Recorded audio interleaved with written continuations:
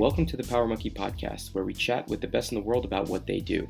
We invite coaches, athletes, and industry leaders in our community who are willing to open up about their setbacks and successes to educate and inspire our listeners. I'm your host, Dave Durante, with my co-host, Chad Vaughn, and on today's episode, we are interviewing Christian Harris.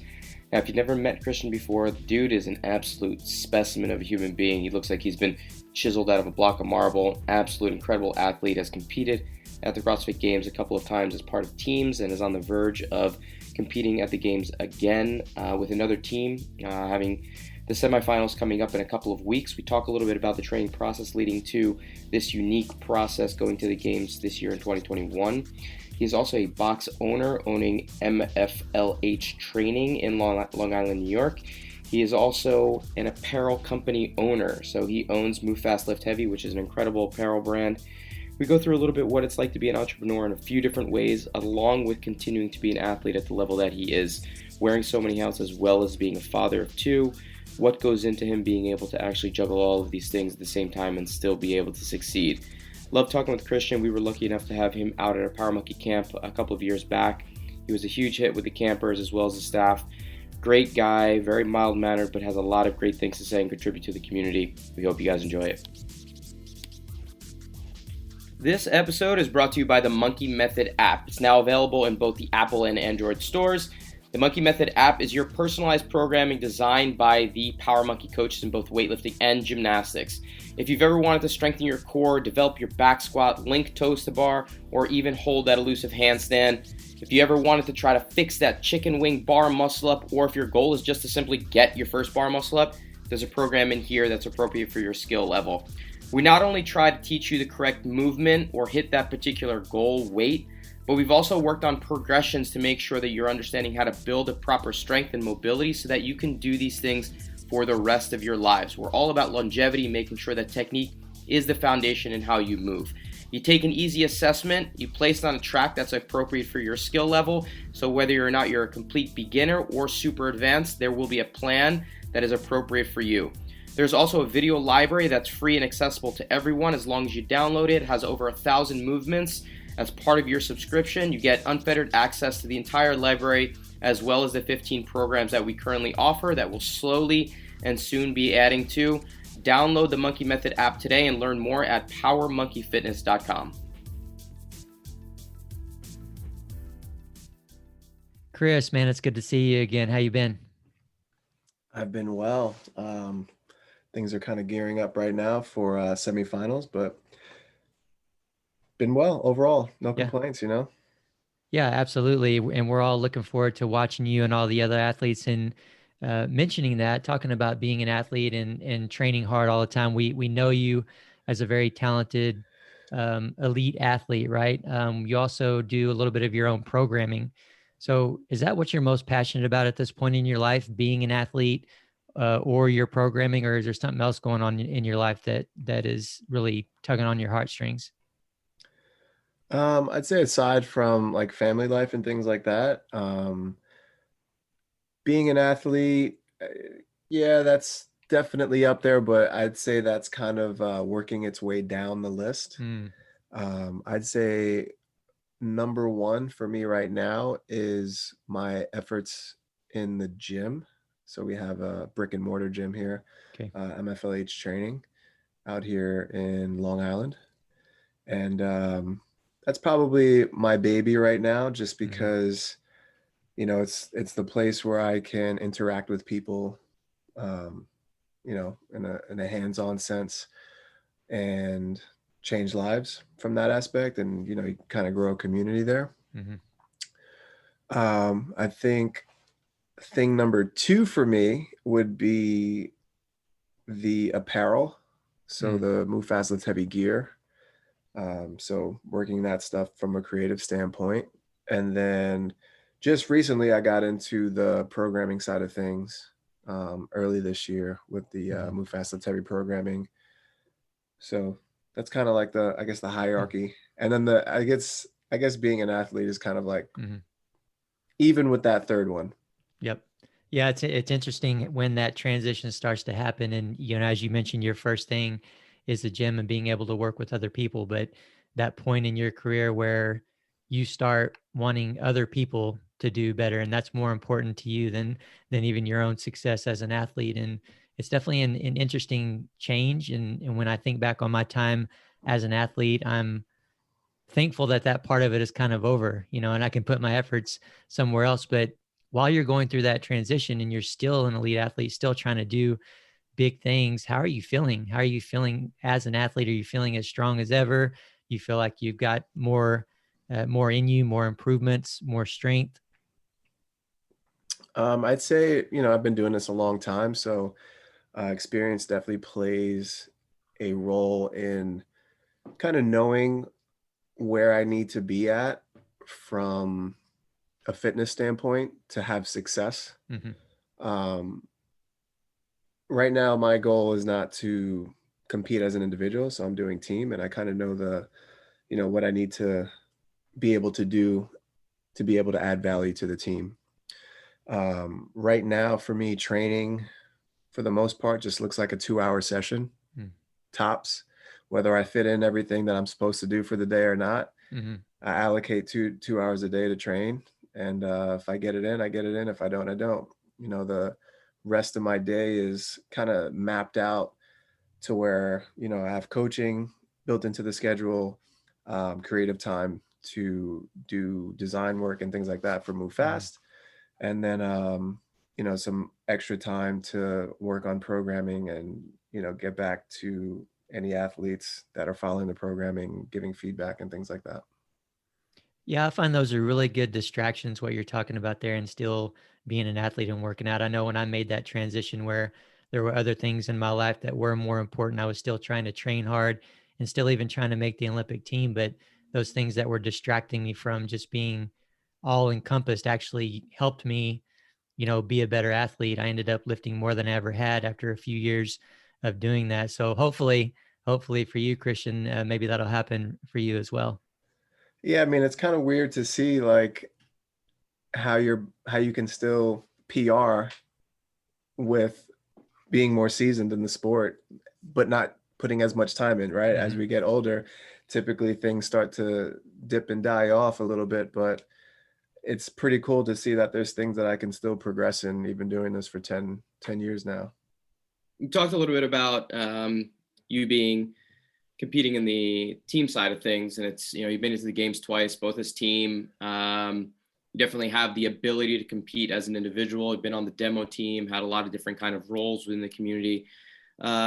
Curious what kind of draws you to the team side more than the individual kind of pursuit, and also whether or not you are a fan of moving back to this affiliate cup format rather than the super teams that have been kind of formed over the last few years. Yeah, sure. So there's like a couple parts to this. So I'll attack it from this side first. So I know what it takes to be an individual competitor at the games level.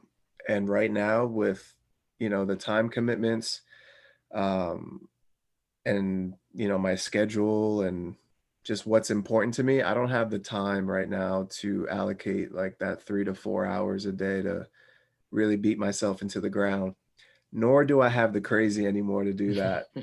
I'm kind of past that point right now. And team still allows me to, put my best foot forward, and, it allows me to compete and let off that competitive outlet that I need, but not in the sense that I'm like running myself into the ground and it's affecting other areas of my life. When I first started, that was like a big thing. Like I sacrificed so much outside of the gym that training was the only thing that was important to me. And, I guess with maturity and, you get a family and the training side of things and those types of things start to die down a little bit in terms of like what's important, I forget the other part of the question. Just the change. Well, let me just follow that question before. The second one was just about the move back to the affiliate team cup format. But with regards to kind of the mentality now, you being a little older, a little bit more, a veteran within the community, but having other outlets of where you're putting your time, whether that be into the apparel line or the gym or your family. I want to just touch on the family side because, you have 2 kids, both Chad and I are dads as well. And I know I recognize that I had to push all those other things off to the side in terms of potentially having a family and having a social life. And I almost felt like I had to do those things to be able to achieve what I wanted to do as a competitive athlete. Do you think that that's a necessary mentality to take if you want to be succeeding at the highest level as a competitor? Or do you think that if you were younger, say, you were 10 years younger and you still had that fire to compete as an individual, but you had that same family then, you think you would have been able to balance that out? I don't know if I would have been able to. I'm curious whether or not you would have been able to do something like that. I mean, maybe knowing what I know now, I may have been able to, just because I also know I'm much more regimented now than I was back then. Um, my day is pretty much like to the hour of what I'm doing from the moment I wake up until about 3:30 in the afternoon to when my kids get home. And I try to do my best to not bring work home. So I really try to like maximize that time between 5 a.m. to 3:30 to really like maximize every hour, every minute of that time that I have available to me. Whereas, when I was younger, I would just kind of like do my thing, whatever kind of flowed with me for that minute or that hour, was kind of how I went about it. I think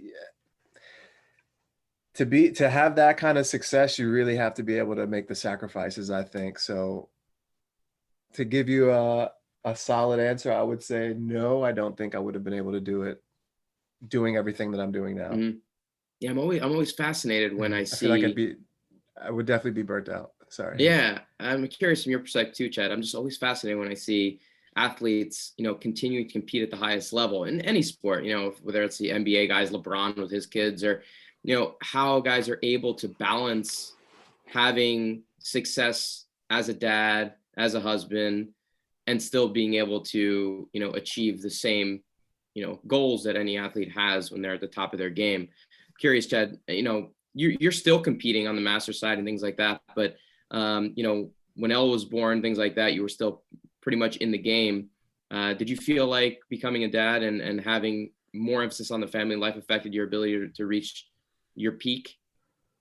Yeah, definitely. That kind of what I was saying earlier. If I think about doing that now, with everything that I'm doing, everything that I got going on, and like you say, Chris, the specific time commitments that I've designated a certain amount of time to do certain things throughout the day. And so now I have literally 3 to 4 days a week, 30 to 45 minutes that I can get a quick workout in. Is that enough, for me to even compete the way that I want on the master's level right now? Maybe, probably not. To do what I was trying to do back in, you know, um, 2009, 2010, 2011, 2012, which was after my daughter was born, definitely I don't think that would be enough. But during that time, with the things that I was doing, I was, mostly a stay-at-home dad. I did have a little part-time job. I was going to school, and I was still trying to train at a high level. And really that specific distraction of having a kid, shifting my priorities, understanding that there are more important things in life, did lead me to my best total ever by 2011, and she was born in 2009. So, is it possible? Yeah, I think not only is it possible, it's optimal for some people because it's about the distraction. But at the same time, there's a line there. There's a fine line that if you cross in one direction or the other, it's going to be too much. For me, luckily, it worked out just about perfectly. Mm-hmm. That's awesome. So, Christian, coming back to that second part of that question about the team change, how you feeling about it? And, is it a team that you've built out of your own gym? Are they athletes that you have on a regular basis that are coming to your space? These are athletes that I have relationships with, like I've worked out with in the past, except for one of them. We basically kind of got together like the week that it was announced that you had to have your team be official. She was kind of a filler, and she's been great for us.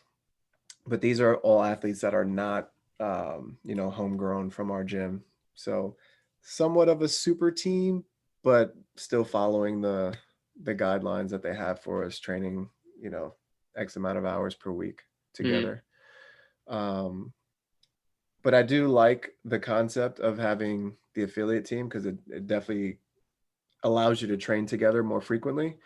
Last year, or I lose track of time with COVID and everything like that, but the last full game season, having the super team, the only time we ever trained together really was on the competition floor. So it is definitely nice to develop a nice tight-knit relationship from week to week. And, you really start to learn and understand people when you train that often and that hard. For sure. Who's doing the programming for you guys as a team? It's a combination of Jay and myself. Jason Jason Leiden.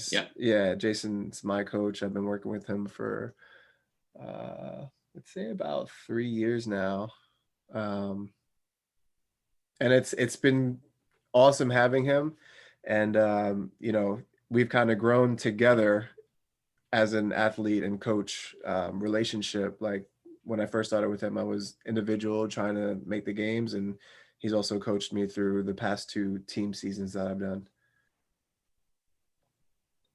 Well, obviously we know Jay really well. Jay's a big part of our Power Monkey family, and we know he's capable of doing great things. Do you guys have a specific target goal that you have, or just kind of enjoy the competition process, or is making the games, podium? What do you guys kind of have as a goal for this particular season? Definitely making the games and having a good showing there. I think I don't really see why there's any reason why we couldn't be top 10 at the games. We have a very good crew. And again, like, I have the experience. I kind of know what it takes, and I think we're like right there. All we have to do is fine tune a couple things going into the games, and I think we'll have a very good showing. What do you think your team biggest weaknesses? Right now, I'd say maybe high volume ring muscle ups and maybe running. Yeah. You don't want me on your team, then those are my 2 weaknesses right there. Yeah, the running I'm not too concerned about, because as long as we put in the mileage from week to week, that's something that we'll develop the capacity relatively quickly for that, which we've been doing. And then the muscle ups, we just got to keep hammering away at those. All right. Well, gymnastic stuff, I'm all about that stuff. So I think get working together over the next couple of weeks, we can make some strides for you guys. When's your guys' next camp? Oh, we just finished. Next one will be fall, September 27th, October 2nd. So, I had a little FOMO. We definitely got to get you back out. How'd it go? Man.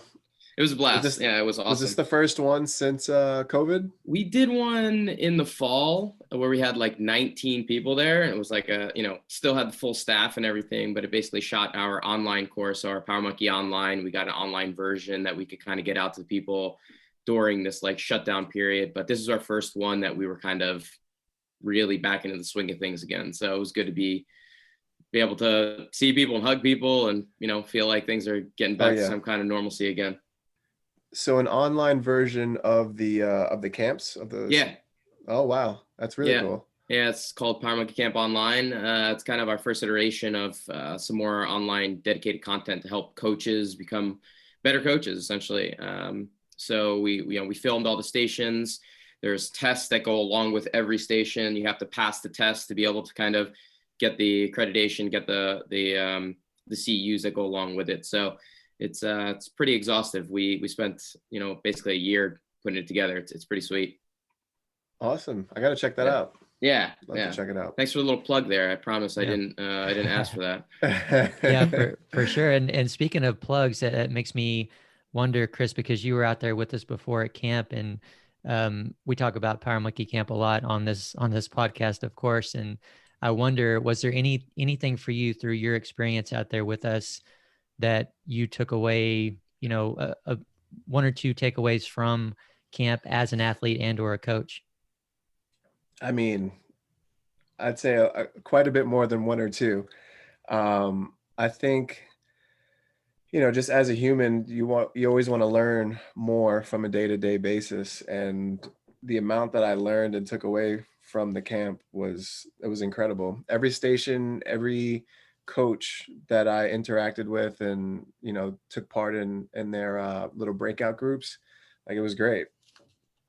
Little tidbits from everyone that I still use today. Just for myself as an athlete, just like the little tips that I learned, as well as coaching, like how a lot of the progressions and things were broken down. I use a lot of those in my classes and my groups that I coach and teach. Awesome. Oh, always Yeah. glad to hear that. Always glad to hear that. As a coach, talking about you as a coach, and you said that's probably your biggest passion right now is working with other people and helping other people. What is the biggest challenge that you feel like you face when you're doing that specific type of coaching? And that specific type of coaching is, as you said, running a gym. You're up in front of people on a daily basis, running specifically CrossFit classes, I assume. So what is your biggest challenge in kind of, getting across to people or teaching them certain things that you want to teach? I'd say one of the biggest challenges many a times is the gymnastics side of things. I feel like a lot of people don't appreciate how the simplest of movements, such as an arch hold, translates to so many other things that they're doing within within a class or within other movements, like a kipping pull-up. Like they can't put the pieces together of how an arch is so important. You know what I mean? And I think Tuesdays is our big gymnastics day. So we spend a lot of time breaking down those types of movements. So like, an arch hold. We do a lot of push-ups on dumbbells with like a V type of grip to get them to track properly with their pressing mechanics, things like that. And it's like, oh, so that's why we do this, it's trying to get them to understand that, but with everything, Do you think it's better to try to really spell everything out for them and say, we're doing this because of this, and it's going to translate to this? Or do you think those aha moments of them seeing that translate is a better way for them to be like, oh, maybe this actually is something I should be listening to more, or understanding that the fundamental and the basics actually has application to higher level skills? Yeah, it's the second. So there was one day where I was I was telling the group that, we're doing ring muscle ups, and this is why your beat swing on the rings is so important. And then we started doing some load transition drills on like a set of low rings, like dip height. So basically, like I demonstrated a couple of ring muscle ups. Then I showed them a couple of just basic swings. Then I went back over to the low rings to show them the transition, and kind of like went back to the rings to show them how everything actually comes together. And they were like, oh, that's why we do this. It was pretty cool to see that. Those little light bulb moments. I know Hinshaw does a really good job with that at his station, to try to, one of the ways that he started running his station at camp, which is pretty cool, is that he would give people the workouts, have them go through it, and then do the seminar afterwards. And people would have to kind of figure things out before they got the explanation as to why they did them. And it helped people kind of like start to connect dots a lot better, rather than having the seminar and then applying it to the workout. Right. So it forced them to think a little bit more in terms of how we're putting things together. And I think that works better in terms of giving the athlete tools, as opposed to just, throwing things at them and hoping that it kind of sticks. So they become a little bit more informed athletes that way. Yeah, it's a little bit more practical that way. Like you kind of learn by getting thrown into the fire. Yeah. Yeah. I really like that. Easy to do it with something like running, though. Something like that's exactly what I was going to say. It's not always so easy to do that. I do like that style. There's been times in seminars or teaching scenarios that I've been in where I would have athletes do front squats, for example, up to a decent weight, and I would video them. And of course, pretty much all of them are very partial depth parallel. their feet are in a certain position that I don't like and all that stuff. And then have them clean up to a decent weight, video them. And then later on, we go watch the videos and see how much different, their feet are in their front squats versus their clean, how much different the depth is between their front squats and their clean. So I love that. It's just not always easy to apply it in that way, but maybe we'll keep working and we can figure that out. But I got to bring back up the arch that you talked about, because it made me laugh, because it made me think of, times in when I was programming for the gym and I was doing this strength bias class. It was like 90 minutes instead of 60 minutes. And so we had extra time to do extra stuff like that. And I was having them do arch rocks. And it was the craziest thing I've ever seen. None of them were able to do it. They looked like beach wells.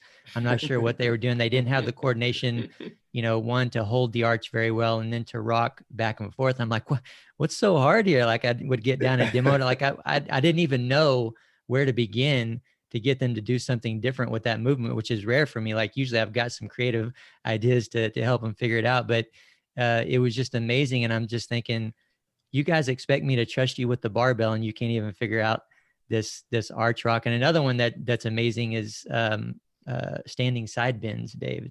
Just those are the worst. Watching people do those, it's very interesting. But yeah, I agree with you. Those things that should, or seemingly are simple. I think we have to remember too that we have a certain level of good body awareness from being athletes for a long time. But it's just, gymnastic stuff has been very interesting for me as a coach too. I think you're just going back to the creation of body shapes that we keep talking about. If you can't create the shapes that you want to be able to apply to higher level skills, there's no way you're going to be able to do it efficiently, things like that. Mm-hmm. So you got to create those body shapes correctly. Oh yeah. And I think that's one of the reasons why I like coaching so much, like with people in person interacting, is because, we're all very good athletes, right? And when you work with people that are very deconditioned or very out of shape, it kind of brings you down to a point where you need to understand and learn how to communicate what actually works for the common, quote unquote, common person. Like, I think about when I'm coaching my mom, like trying to get her to understand certain things. It's like you really have to find the language that works for your clientele, and I love the challenge of that. And that's what keeps me coaching.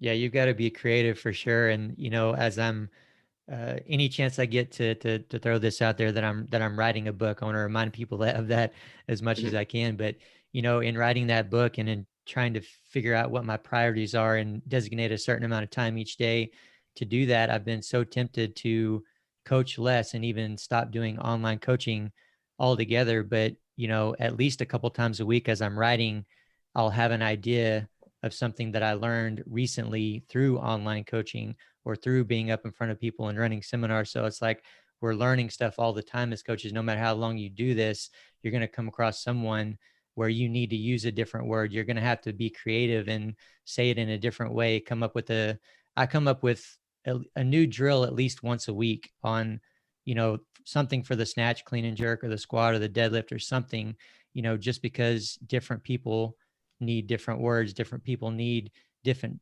drills to get them to accomplish what you're trying to get to accomplish. So I agree. I love that challenge and the creativity behind it. For sure. To me, it's like, programming is more of a science and coaching is more of an art, right? Because you really need to understand individual tendencies, individual personalities to be able to coach appropriately. And I'm sure I've mentioned this many times on the podcast before, but, my final coach at Olympic Training Center, he was an artist of coaching. He had the ability to recognize what was going to get the most out of each individual athlete. We had the program on the wall, which he had written up, and then that was adjusted on a daily basis according to who he was talking to. And if he just blanketly said, like, everyone's doing this programming no matter what, that would not have worked for us. The same program was not going to be most effective for each individual. And so he had to make slight adjustments according to people that he was working with. Now, when you have a team of 10 to 15 guys, it's a lot different than when you have 300 members. at a gym that you have to worry about. Mm-hmm. But I think it's important to recognize that as a coach, dealing with an individual, whether that's finding a cue that's right for that person, it's about being engaged. It's not about just kind of showing up and expecting the members to, just listen, cattle call, go through the motions and expect to get better and expect to want to come back. So as a coach, in my mind, it's about trying to be more present and trying to engage with those members a little bit more if you really want to get most out of them. Yeah, absolutely. Yeah. Imagine if we let all members modify for themselves or not modify. What would the CrossFit world be like? Well, to be honest with you, most people end up choosing RX when they shouldn't be. Yep. Just from my, experience. Mm-hmm. So they end up selecting what in a lot of cases is the wrong program for them because they mm-hmm. deem RX to be, the end all be all because they can compete against the person next to them. Whereas their fitness level would probably dictate them kind of modifying things down a little bit. And not sure what you guys think about that.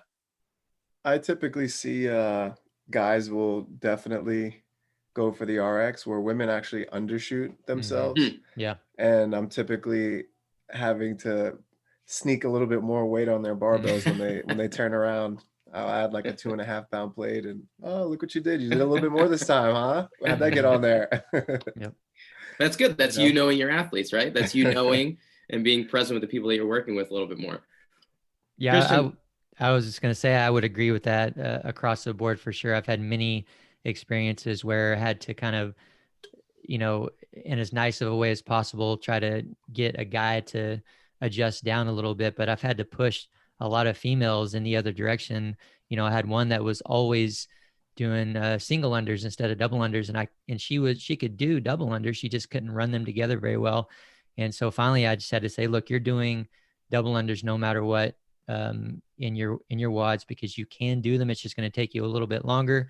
That's fine. And, it didn't take 2 or 3 WODs with double unders in them for her to start running them together very well. But if it left to her own choice, she would have just kept doing single unders and never progressed in that regard. Yeah. A lot of times athletes just need a little bit of a nudge, to help them overcome and get to that next level. Yeah, absolutely. Christian, I want to jump topics a little bit and talk about you being an entrepreneur. And, both Chad and I have our own businesses. Chad has Vaughn Weightlifting and with the Power Monkey side of things. And both of us have gone from being an athlete into trying to run a business, a small business. And you've done the same thing. You mentioned, your apparel line, you have your brick and mortar. There's a few different spaces that you have that you've kind of devoted your time to outside of just being an athlete right now. First question is just, did you always envision yourself being an entrepreneur? Is this something that you kind of have just deep within you, like saying, I want to try to create something, I want to create something unique? Or is it kind of something that kind of naturally came to be post, competitive career? Yeah, I think it's something that kind of naturally came to me. When I finished high school, I wanted to get into school to do physical therapy and be a physical therapist. And I ended up stopping school about 12 credits shy of graduating. And I got into training people. I originally started working at this place called Parisi Speed School, which is working with mostly younger athletes of like the middle school to high school level, working on running mechanics and like their speed and agility to get them better at their sports. And my coworker at the time got me into CrossFit, and I kind of like brushed that off for a while. And I finally tried to work out, and like most people that have tried CrossFit, they got addicted to it. And that was me. So I saw myself going down this path of being a coach or somebody that owned a CrossFit gym. So I started working at a CrossFit gym, and I was doing that for about a year and a half. And I had my first CrossFit injury. I tore my pec at the OC Throwdown. I think this was 2013. And I used that downtime because I have like a very creative outlet that I need to fulfill. I used that downtime that I had to work on opening my own gym. So that's what I did. I opened my own gym back in 2014, and that was very short-lived. My landlord kicked us out. We got evicted about a month into it. Loud barbells being dropped? Loud barbells, yep. Wow. Yeah, frustrating situation because he actually has another property where he has a CrossFit tenant in there, so he knows the usage of what we were intending to do. So, but that's another story. Back in the day, like when I was in middle school, high school, I used to like draw clothes and just designs and things like that I would envision on shirts, but never really did anything with it. And through my time competing, I created a fundraiser shirt for regionals, and people liked the design so much. And that's kind of how Move Fast Lift Heavy came about. So kind of those two things started the gym and the clothing, and those have taken off. And, you know, again, only in the past year, I've launched the online training program. Mm-hmm. Those are my three babies. Yeah, on the apparel side, I think you have a great look. The stuff is great. You know, we've done some design stuff for our camp through you guys before. I'm curious, you know, you grew up in New York and where the style kind of comes from. I've heard you talk about, you know, love of Jordans and like love of that kind of street culture, maybe a little bit of rap influence, things like that. Can you give me a little bit of a background on kind of where the style and the creativity comes from? Yeah, I mean, again, just like you said, a lot of it is just that. It's a lot of street influence. You know, a lot of the things that I wore growing up, I try to bring those things back to life. And then a lot of music influence. So like there's been plenty of times where we've had drops, or we've done on shirts like lyrics to songs, but maybe like spun them around in such a way that it relates to fitness.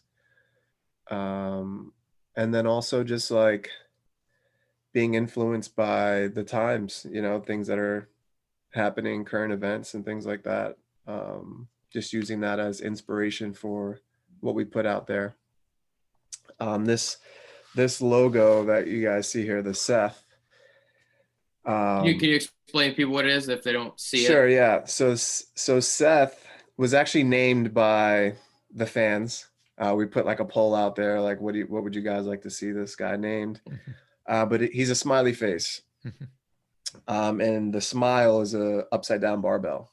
And the X's for eyes are like he just finished a workout, so he's dead.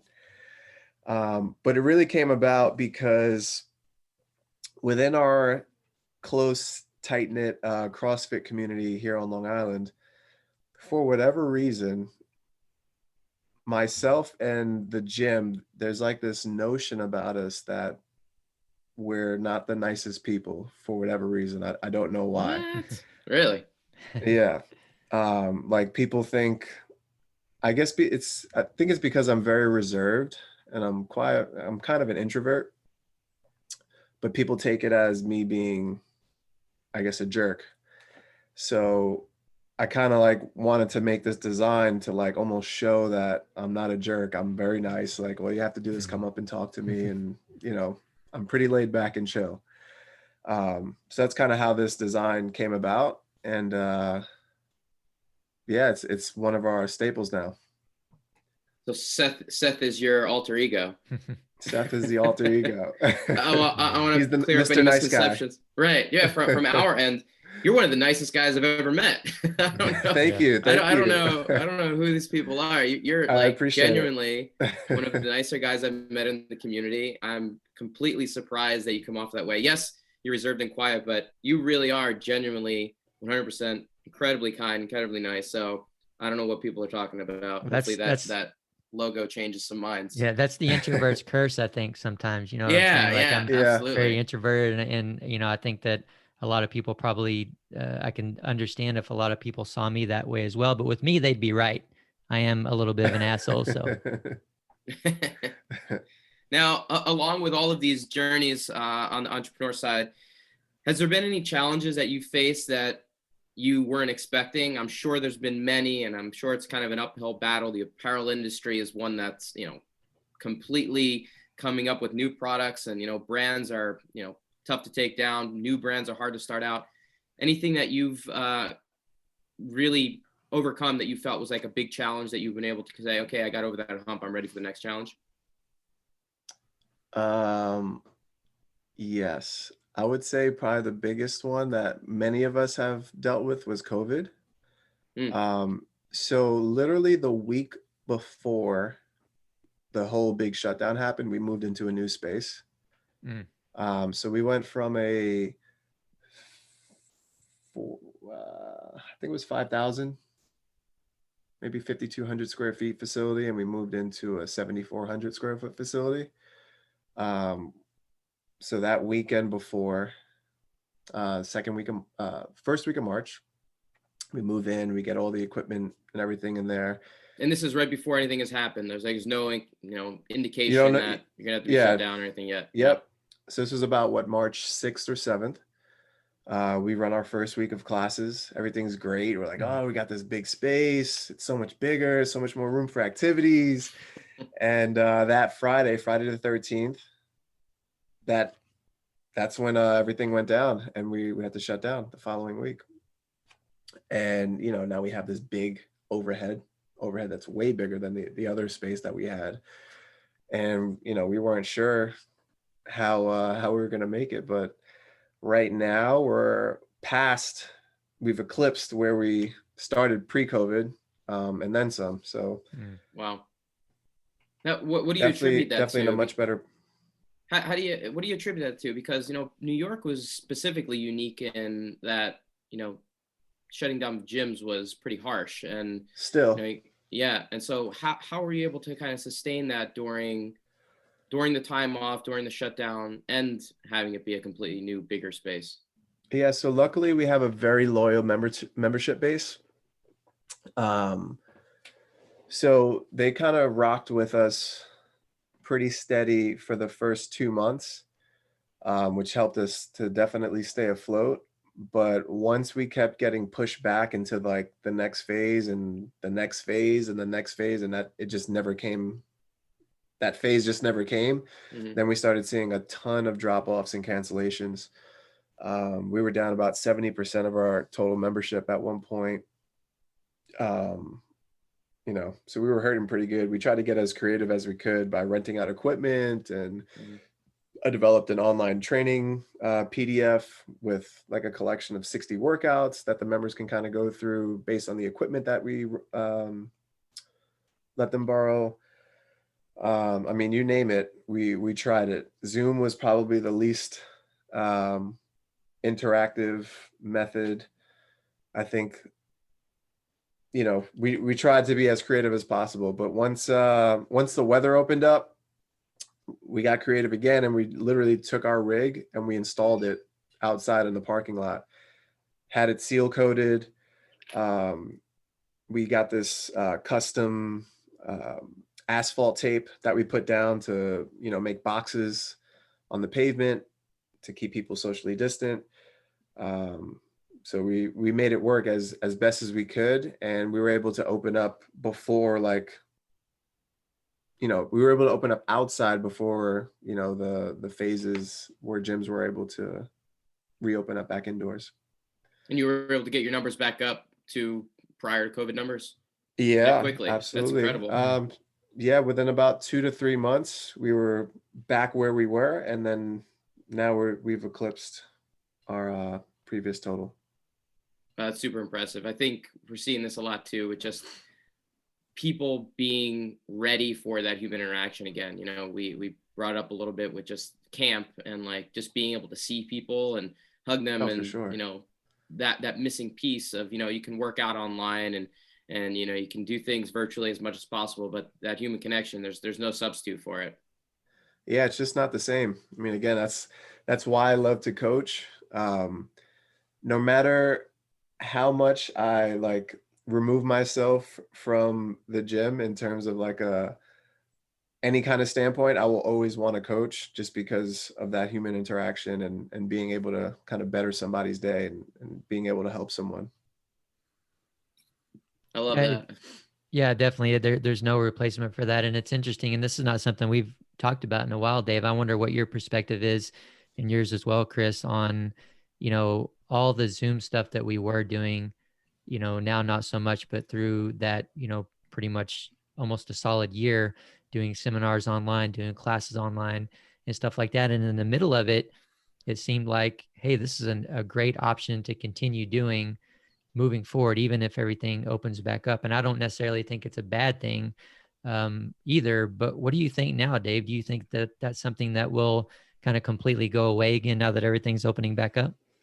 No, I don't think so. I think it'll get added to the equation. And one of the cool things that I saw during pandemic is us having the ability to access and to work with people that we never would have been able to work with, in person. Right. I had clients in India that I was seeing regularly. I had clients in the Middle East. I had clients in Asia.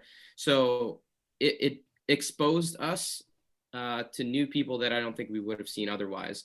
And the other thing that I wasn't anticipating is that the experience through Zoom was more personal than I was expecting, meaning that, if you did a reoccurring class, we would do a month worth of classes where we're seeing people 3 times a week. And, being able to see their movement on film through the screen, I was able to kind of get to know them and their movement patterns and them as an athlete a little bit more than just programming or, a virtual competition or something. So because there was a personal connection to it and it was reoccurring, I think there was a lot of value there. And again, that exposure to new people was pretty valuable. Yeah, I agree.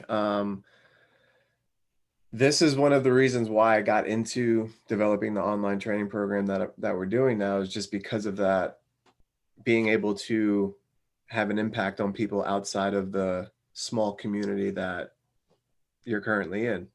And I have a decent following on Instagram, so it definitely helps having that to be able to reach out and touch more people and spread the good word of fitness, I don't think it's going to replace it. Chad, I'm curious your thoughts too. I don't think it's going to replace it. It's not one or the other. I do think it's an incredible supplement and it's an incredible way to connect more, but I don't think anything beats working with someone in person. I think that's top in terms of what the athlete gets out of it, what you as a coach can get out of it. That personal interaction is kind of top tier, but those others are good substitutes in situations like COVID or where people are more remote. Yeah, definitely not a replacement. I agree with you guys. I mean, I was able to, put on some good classes, and I've done a number of personal training sessions. And really, that's the only thing that is held strong for me is, not real strong. I'm not doing them all the time, but, I'll still have people reach out and ask about doing an online personal training session or like a 5-pack of personal training sessions and through Zoom. And I think that's very beneficial. I can assess them. I can talk them through assessments, right there live and in person. I can give them directions, and it's really teaching and coaching wise can be very, very close to in person. The difficulty is that, I just can't reach out and put them in the position that I want. I've got to be, we've talked about this before, Dave, you got to be more creative with your words, so to speak, when you're having that moment of difficulty of getting them to do what you want, where before I could reach out and put them in position or push them down or push their knees back or whatever that may be. I've got to say something different. I've got to figure this out. And what happened for me through that year of doing that on a fairly regular basis is absolutely I became a better coach because I had to be more creative, by the demand of the situation that we were in. But then coming back into person, I've got to remember, I had to remind myself there a couple of times, hey, you can actually reach out and touch someone now, as long as they're okay with it, being with COVID and everything. But now your job is easier. Now it's much easier to get them to do what you want because you have better words and you have the ability to be up there and physical and everything else. Yeah. Yeah, definitely missed the tactile cues for sure. Yeah, You and know? gymnastics side, that's huge, right? That part of it is so critical. You go to any gymnastics gym and like kids are learning through being spotted. You know, it's a huge component of the learning process in the gymnastics world, probably more than Olympic weightlifting, I would say. I don't know, Chad, you can probably clarify, but you know, you lose out on that ability to kind of do that in a non in-person situation. So then, like you said, Chad, you have to become a better verbal coach. You have to be able to give better verbal cues, and it can actually make you a better coach to be able to describe things, but there's a missing link. Christian, just about your programming a little bit, you know, it's something new that you've implemented and brought to the world not that long ago. I'm curious what you envision is unique about your specific training plan, and is it something that, you know, this is the plan that I do as an athlete, and now people can train like me in the same type of way, or what are you trying to bring to, you know, your followers and the people that do the program with your training? Yeah, sure. So you get kind of the best of both worlds depending on your goals. Some people that are just like they're fans, or they're maybe a semifinal type competitor, and they want to do the program that I'm doing, they can follow along with that. But then we also have a base and a peak option. So base is pretty much like a regular CrossFit class plus a little bit of extra like accessory type work, maybe the things that you won't get touches on in a class. So like some bodybuilding type things or extra auxiliary lifts to support your Olympic lifting. That's kind of like what the base session is. Peak is pretty much base plus an additional Metcon. So maybe you're going to get 2 Metcons instead of 1 that day, or something that's a little bit longer and a little bit more complex. And then we have the train with CH option, which again is pretty much everything that I'm doing. If they're doing the train with CH option, they are following me doing it 1 week out, and I might make some minor tweaks just to make it a little bit more appropriate for the masses. And then I'll throw in, you know, substitutions for people that may or may not have equipment. I put my actual times for the workouts in there so they have things to shoot for. Sometimes I'll put in how I break up the sets, just so they have a little bit of an idea or maybe a little bit of a strategy of how to do it. So, you know, I've followed programs in the past. I don't know of many programs that have done things like that, like actually given their athletes times and like how they've broken down sets before, but something I thought that could be potentially helpful. What's that? You have any athletes starting to beat you yet on any of this? Man, listen, there are some freaks out there on like the assault bikes. I get surprised all the time with that stuff. Like seeing people do 50 calories in under 30 seconds. I'm like, oh my God. I'm still like, I just don't get it. Well, if you don't get it, the rest of the world is not going to get it.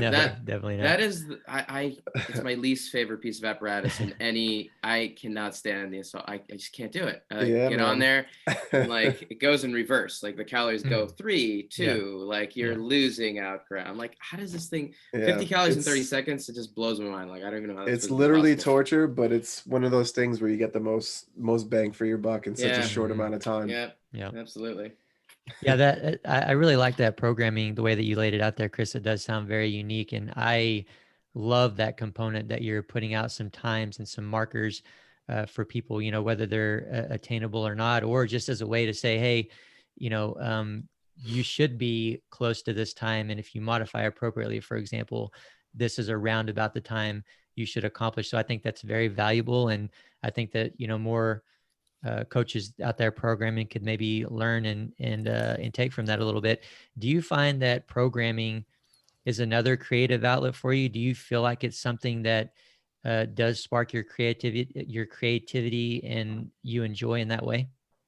100%. And this is one of the reasons why I love to work with Jay.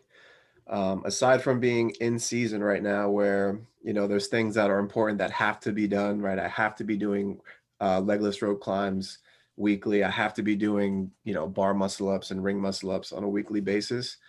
In the off season, Jay works with me in such a way where he gives me parameters.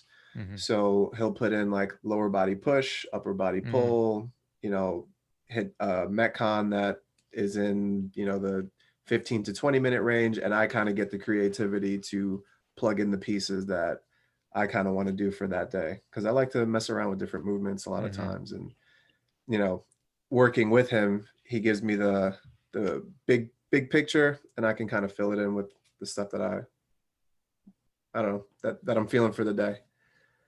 Yeah, that really just speaks to the genius of Jay with programming. I mean, it's basically what he does all day, every day, and it's just incredible to hear that example of how he's working with one of his athletes on probably a pretty individual basis. I don't think he's doing that with everybody, though he probably is with some of his athletes, and knowing, which athletes he can do that with, and giving them that freedom and working with them in that way. I mean, that's, as a programmer, I know that's way harder than just writing, a general program and putting it out there, and no adjustments needed, no saying, hey, you're here at this phase, so do this, or hey, this is your weakness, so do that.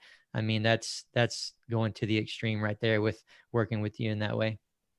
Yeah, he's got a lot of trust in me, to be creative and to make sure I'm hitting what I'm supposed to hit. So it's pretty telling though too for him, right? To say, okay, here are the parameters, and then what you come back with is probably pretty telling to him in terms of direction to take the next time around, and say, okay, what did he? I gave him a 15-minute Metcon window, and what did he come back with? Okay, this maybe tells me some things as a coach. Next time I got to change things up a little bit, or so it is pretty creative, because he's getting feedback rather than him just putting it out. He's getting feedback to be able to kind of adjust. Yeah, it's been awesome. Yeah, definitely awesome. Well, he's a good dude. He knows what he's doing. Yeah. We love Jay. And a little shout out to Jay out in Milford. We miss you, buddy. But Christian, we're coming to the end of our time here, man. We appreciate you coming on board with us and giving us a little bit of a rundown as you're gearing up for your semifinals in the next couple of weeks. Where is your semi? We are in Minnesota. All right. At the Granite Games. Excellent. And what week is that happening? That is the week of June 5th. All right. June something. Yeah, that one. Yeah. Awesome. Well, kick some ass out there, man. We're going to be pulling for you as we always do. Before we get you out here. Yeah. Thank you guys for having me. I really appreciate it. I need to get back out to another camp. Well, you have an open invitation. Sign me up. Whenever you want to come back out, you're welcome. But before we get you out, we got a couple last minute questions for you. Quick ones. First one, what sport or discipline you prefer, weightlifting or gymnastics? Gymnastics nowadays. Wow, I had no idea. I was really, that one hurts a little bit though. I was trying to get through it quick because I was just like, he's gonna say weightlifting. The recovery for me right now is for weightlifting has just been killing me. Yeah, because the weights you're lifting are still like astronomical. Yeah. Well, it's understandable. I mean, you've got the personality where you like a challenge, and weightlifting is certainly, I would assume, something that came easier for you for sure in the beginning. 100%. So I got to respect that. Chad, on the other hand, despises challenges. So exactly. Just likes to no go gymnastics, to things that are no very running. easy for him. Exactly. Just give me a barbell and it's all good. All right. Question 2, Christian. Any guests that you think would be good for us to have on the podcast that you've come across recently? I mean, I'm sure you've had Hinshaw on there. He's always somebody fun that I enjoy listening to a lot. No, we had Chris on like the third episode, like second or third episode, and that was like a year and a half ago. We did an episode with him, maybe a year ago too. Maybe it's time for another Hinshaw episode. Yeah, it's definitely time. I think we've had him on 2 or 3 times at least, but it's definitely time. We probably need to designate at least a couple hours for that one, but absolutely. Yeah. Well, any books that you've come across here recently that you'd recommend to the listeners? I don't really read that often, as much as I should. So no. But you're that's understandable as well. You're a busy man, right? That's what I tell people. I try to read a little bit here and there, but I'm writing so often. One of the things I heard, what was it on some show that I was watching, New Girl. Nick, he's always trying to be a writer, if you're familiar with New Girl, but he's like, read? I don't read, I'm a writer. Right. So I can relate to that for sure. And we've got plenty. The last book I read was E-Myth. E-Myth. I don't know if you guys heard of it at all. What's that about? It's about entrepreneurship. Nice. All right, we got to add that to the list. There you go. Well, there's one we can add, as if we need another one, Dave, but we'll take it for sure. Well, Christian, man, it's been an absolute pleasure to see you again. Hopefully you can make it out to camp. Is there anything that you have coming up other than the semifinals you'd like folks to know about? Where can they find your programming? Any parting words that you might have? You can find pretty much all of that at movefastlift.heavy.com, or if you follow us on Instagram at movefastlift.heavy. Perfect. Thank you. Well, guys, go check that out. I think it'd be very interesting for some of you guys to try out that programming. I love that setup and that concept. So thank you for that, Chris. And as always, guys, be sure to head over to powermonkeyfitness.com for services and upcoming events. Also, check out our Instagram pages for regular teaching and technical content at Power Monkey Fitness, at Dave Durante, and at Ollie Chad. And on behalf of Power Monkey Fitness, we're your host. I'm Chad Vaughn with Dave Durante. And until next time, guys, thank you all for listening.